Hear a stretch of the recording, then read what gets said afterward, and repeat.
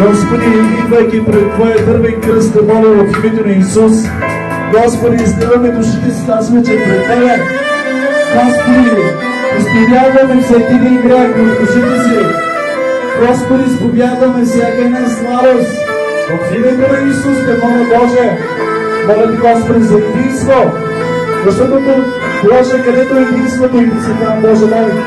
Моля Те в името на Исус. Моля Те, Господи, за помазание. Моля Те, Господи, да докосваш сърцата на моите братя, моите сестри. Боже, моля Те точно сега да дадеш пълно ицеление и възстановление в името на Исус. Боже, моля Те за моя брат. Господи, моля Те, Боже, за ръководители на Господи. Може да Те, Боже, да го опазваш, да го върнеш, Господи, от атаките на Сатана. Защото, Господи, Ти казва, че противете се на дявола и той ще бяга от вас. Моля Те, Боже, в името на Исус, опази семейството му, опази, Господи, другарката му. Моля Те в името на Исус.